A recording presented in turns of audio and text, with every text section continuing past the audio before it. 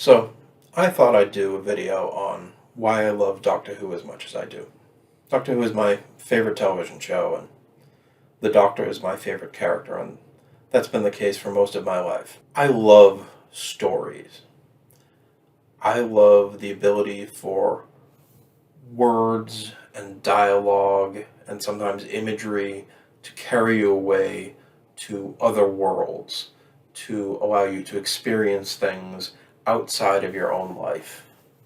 Stories have been one of the great loves of my life for pretty much all of it, you know. They fall just behind my wife for me. When I was a little kid, my dad used to read to me before I went to bed. Very early on, it was Dr. Seuss stuff. I'm told Green Eggs and Ham was a big favorite of mine, to the point where he got sick of reading that one. But we soon graduated up to sort of boys' own adventure type things. Hardy Boys, Huckleberry Finn, Tom Sawyer. I remember really liking Treasure Island a lot. And I really enjoyed that, and this is probably where I gained my love of narrative and stories from. The power of words really struck me at that time and has remained a powerful force in my life ever since. I discovered after a while that I really liked science fiction and fantasy. Not so much because I preferred the genres themselves, because I do like several kinds of stories that don't fall into those categories, but because there's almost no limits on science fiction and fantasy. If you want your protagonist to agonize over a decision and the consequences of it, you can stick them in suspended animation for 300 years and confront them directly with those consequences. If you want your main character to confront their own demons, you can manifest those demons as separate characters and have them interact.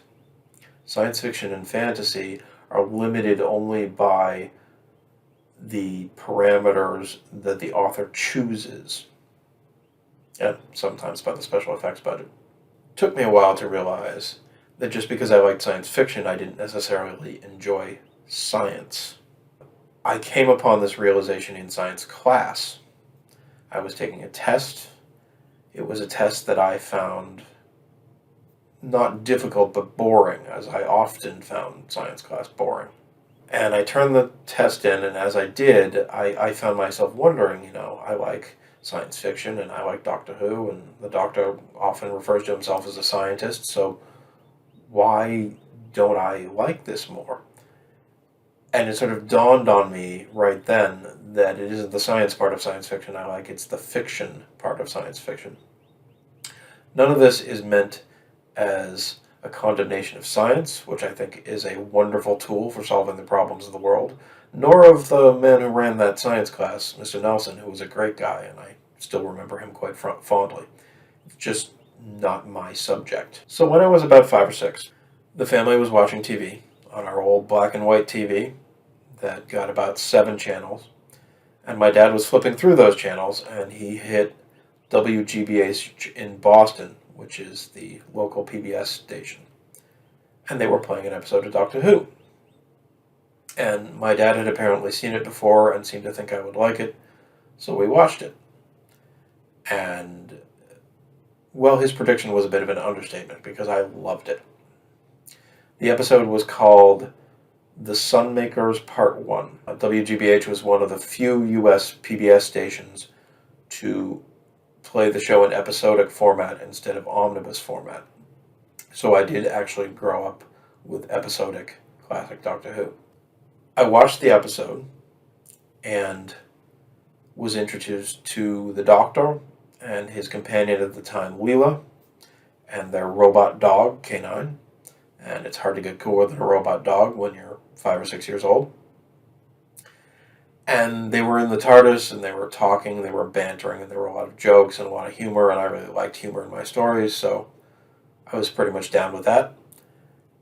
And then they exited the TARDIS, and the first thing they encounter is a man who is about to throw himself to his death off the top of a building. And the Doctor distracts the man with a bunch of sort of witty dialogue while Leela sneaks up and pulls him away. So the first thing I saw was them doing something very heroic, saving someone's lives.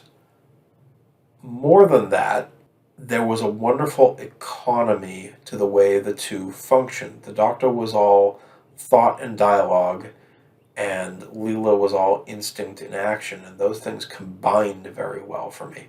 So I continued to watch the show, and I continued to really enjoy the show.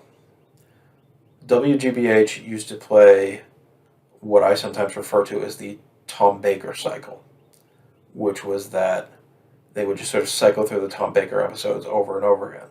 In the beginning, they didn't even have that many of them. They didn't have all of them because they didn't all exist yet. I think the first time I watched, they only got as far as the Invasion of Time and then snapped back to what I now know to be season 12, early Tom Baker. And then the next time they got the Key to Time and season 17, and eventually they got to season 18. For those of you who are familiar with Classic Who, you know that season 18 suddenly gets a much more updated special effects and a much glossier look because they'd had an influx of money. I found that new look kind of fascinating. I was much too young to understand seasons at the time. Certainly not changes of producer, but I found the new look fascinating. So I continued to watch it, and this definitely became my favorite show. The Doctor is the perfect hero for me. The Doctor wanders through the universe, solving its problems with thought and words and dialogue, the same thing that drew me to stories in the first place. It's no wonder I loved him. So I continued to watch the Tom Baker PBS cycle over and over again. However, I didn't always see every episode. I particularly tended to miss Fridays because those were when we'd go off to visit my grandparents, and we were usually traveling, and even if we weren't traveling when Doctor Who came on, often my grandparents just didn't want to turn the channel to that, so I would miss an episode here and there. And, by, I presume, coincidence, I kept missing Robot Part 1, Logopolis Part 4, The Armageddon Factor Part 6, and Destiny of the Daleks Part 4. I'm sorry, Part 1. Which meant I didn't know what Regeneration was. I didn't know there were any Doctors other than Tom Baker. I knew that his companion, Romana, changed what she looked like at some point. That she suddenly started looking like Princess Astra, a story I'd seen in the rest of the Armageddon Factor, and I think I concocted some notion about the Armageddon Factor must end with Romana's mind in Princess Astra's body or something like that. I was just filling in the gaps as best I could with my imagination. I'm not really sure what I made of the brain of Morbius. I recall seeing it several times, but I don't really remember what I thought of those faces. I'm sure I concocted some similar child explanation for it at the time as well. Also, because every time I watched the season 18 stuff, the glossier stuff, I'd get to Logopolis Part 3, miss the end, and then suddenly we'd be in the earlier stuff. I managed to convince myself that Logopolis Part 4 must be the final episode of the whole series. So, we were going to take a vacation, and before we took a vacation, we were going to go visit my grandparents, as we did many other times. And once again, Logopolis Part 4 was going to fall on a Friday. So, when we went up to my grandparents, we got there early enough, and I begged and pleaded to be able to watch Doctor Who, because I wanted to see what I assumed would be the final episode of Doctor Who. And they let me. And I watched it. And of course, in the end of Logopolis Part 4, the Doctor falls off a radio telescope tower, says some cryptic things, combines with a weird zombie-looking guy, and suddenly turns from Tom Baker into who I now know to be Peter Davison. And I didn't know what to make of any of this. Within a few weeks before then, I had seen the finale of The Prisoner, which ends in a bizarre mind screw fashion, almost designed to not make any sense. And I think I'd kind of come to the conclusion that they were doing something very similar, that Doctor Who ended with the Doctor turning into somebody else, and there wasn't really supposed to be any explanation for it. And then we went off to our vacation. We were gone about a week. I wasn't really worried about missing episodes because I assumed it would snap back to the earlier episodes with Sarah and Harry that I was familiar with. But when we came back, the next episode I saw was 4 to Doomsday, Part 2. And there was the guy who I'd seen at the end of Legopolis walking around calling himself the Doctor. It was clearly after Legopolis because the same companion characters were still around. But Tom Baker wasn't there. It was just this new guy. Given my later love of the entirety of Doctor Who and virtually all the Doctors, I love to say that my initial reaction to this was positive, but it wasn't. I remember that very distinctly. I really didn't like Davison. Not so much for Davison himself, but because he wasn't Tom Baker. He played the part much more straight. He seemed much more vulnerable. He wasn't as funny. And, of course, he didn't have the scarf. How could you be the Doctor without a scarf? Or at least a Sherlock Holmes outfit. It took me years to appreciate that Davison is actually kind of funny. Quite funny, actually. He just has a wholly different type of humor than Tom Baker does. Tom Baker's humor is really in your face, whereas Davison's is much more subtle and almost passive-aggressive. I've come to appreciate Davison much more over the years, but I really didn't like him at this time. So I continued to watch because I sort of watched out of habit and I was trying to figure out what was going on. And I reached the next serial, Kinda. Kinda has a sequence in which one of the companions, Tegan, gets trapped in this black dream void, and several figures, sort of chalk white figures, keep berating her and abusing her and verbally abusing her and trying to convince them, or trying to convince her to let them take over her body so they can use it for other things. That sounds dirtier than it is. I found this episode really creepy. Creepier than I probably should, considering I'd seen all the early Tom Baker Hammer horror pastiche stuff. But I found it very creepy. Enough so that I apparently had a dream about it that night. In my dream, I was in Tegan's place. And these guys were all after me, these chalk white people. And then the Doctor came up and saved me. He appeared out of nowhere. And it wasn't this goofy, blonde, straight-haired Doctor. No, it was the Doctor. Curly hair, big grin, scarf, Tom Baker, the whole 9 yards. I apparently found this dream very convincing. Enough so that I expected it to happen in the show itself. And then, of course, it didn't. I watched the rest of Kinda. No Tom Baker to be seen. Peter Davison was still the Doctor. I made a decision right then and there that I wasn't going to view Doctor Who through the lens of what I wanted it to be anymore. That I would take it on its own terms. That I would try to watch the rest of Peter Davison as the Doctor for what it was trying to be, not for whether or not it was like Tom Baker. And as soon as I made that switch, I enjoyed it a lot more. Suddenly, it was just new things to explore rather than trying to constantly match it up with my favorite things from the past. That's an outlook that has served me very well in experiencing Doctor Who since then, and quite honestly, in experiencing any kind of story. To view a story on its own terms, to judge what I thought of it based on how well I think it's trying to do what it's trying to do, rather than what I want it to be doing. I've found this to be a useful philosophy for exploring stories and just generally life. So I continued to watch Peter Davison. And eventually I hit the 5 Doctors, the 20th anniversary special. The first, second, and third Doctors show up.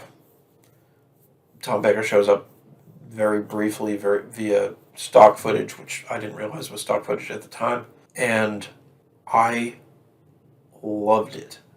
I know it's not everybody's favorite anniversary special, but I adored it just for opening up the world to me. Now, I did already have an inkling that there were earlier Doctors before Tom Baker, because there are flashbacks in the earlier stories, Earthshock and Modern Undead, but this was the first time I'd gotten to see them in action. If anything, I think it probably was a good thing that Tom Baker isn't significantly in the Five Doctors, because then I would have been so enamored of the fact that my favorite Doctor was back that I probably wouldn't have paid as much attention to these ones I hadn't seen before. But I got to see them in action. They were also different, and they all had, brought their own things to the table, and I wanted to see all of it. I wanted to find and see all of Doctor Who. You can imagine my dismay when I later found out about the missing episodes. Although, I then found out that their scripts exist and their soundtracks exist and that there were recons of them. And now, of course, some of them are animated. So hope springs eternal as far as the missing episodes are concerned. I'm always hoping we'll find some more. So over time, I came to enjoy all of the Doctors, or virtually all of the Doctors. I eventually learned that there was a sixth one, and I got to see him, and then WGBH really expanded what it showed, so eventually I was seeing what existed of the first and second Doctors, all of the third, fourth, fifth, sixth. It took me a long time to see seven, which is kind of fascinating to me because he's one of my favorites now. And I love them all. I do have my favorites. Tom Baker is my favorite Doctor. He'll probably always be my favorite Doctor. But, vanilla is my favorite ice cream, but I still like cookies and cream and buttercrunch and chocolate. Just because I like vanilla doesn't mean I always want to eat vanilla, or I don't eat chocolate wishing it tasted more like vanilla. And it's the same with Doctors. I don't watch Patrick Troughton wishing he was more like Tom Baker, or these days I don't even do that with Davison. Although, as I mentioned, I did at first. I view each Doctor as an experiment, an expansion of what you can do with the character and where you can go with it. If you want a more aggressive Doctor, you end up with a sixth. If you want a more manipulative Doctor, you end up with a seventh. If you want a grumpy Doctor, you end up with a 12th. If you want a PTSD Doctor, you end up with a 9th. There's an endless array of things you can do with the character. And I think that's worth exploring. I'm not interested in them finding the perfect interpretation so much as I'm interested in them continuing to experiment. I feel much the same way about the show itself that I feel about the Doctors. I love Doctor Who for the same reasons I love science fiction in general. I'm interested in new stories and expanding beyond the limits that had previously existed. I'm interested in seeing how far they can expand, explore, and experiment with the show's stories and the show's format and what it can do, rather than trying to see it find a perfect formula. I don't want it to be perfect, other than, to me, perfect Doctor Who is Doctor Who that constantly expands and constantly tries new things. At the end of the day, Doctor Who is a story-making engine. It's there to build perpetual new narratives. The character is there to constantly explore the new and the things they haven't seen before. Even when they revisit similar types of stories, it's an experiment in the different ways you can tell those type of stories. So Doctor Who will do new stories and old stories with a new twist and new takes on previous attempts. And again, it's constant experimentation. I recall someone once saying that the TARDIS isn't so much a time machine as a genre machine. And I really think there's something to that. The TARDIS is there to take the Doctor and his companions into new story types. This story type and that story type. And as I mentioned about science fiction in the beginning, there are effectively no limits to that. And that's part of what I love about it. In fact, that's a large part of what I love about it. I know there are some amongst Doctor Who fandom who constantly sort of want the show to strive to recreate its past. But that's not what I'm interested in. I don't mind it being nostalgic. As I said, I love the Five Doctors, and if it weren't for that, I wouldn't have understood how wide a canvas Doctor Who can provide. But if Doctor Who's going to look back, it should do so with a new twist And Doctor Who should always have one eye on the future. There's a 10th Doctor story, 2 episodes, Silence in the Library and Forest of the Dead. A story I really like, although I recall not being super enamored of it when I first saw it. And there's a lot of themes to this story, but one of them is about the nature of the future. There's a character in it who has met a future version of the Doctor, and because of that, is not particularly impressed with the present version of the Doctor, which is an odd feeling at the time because the Doctor had done so much of which is very impressive. But this character is not impressed, stating that this practically isn't even the Doctor yet. The Doctor that she knows is far more impressive than that. And I think there's a danger of interpreting that as meaning that the past isn't important, because I don't think that's the real theme. I think the theme is that in terms of stories, you should always assume that the best is yet to come. That you should go into each story thinking, this could be the best story I've ever seen. Best Doctor Who story or best of any other kind of story. And at some point, you'll be right. It will be. But then you go into the next story with the same attitude. Maybe it won't be. Maybe it will. Sometimes stories are disappointing. I've read stories I don't like. I've seen Doctor Who episodes I don't like. But I always go into it with the hope that this will be better than I've seen before. That doesn't mean that I don't like the things I've seen before. It just means I'm always hoping, much like the Doctor, that the most exciting thing is over the horizon, not where I've already been. That potential is why I love Doctor Who, and why I suspect I'll always love Doctor Who.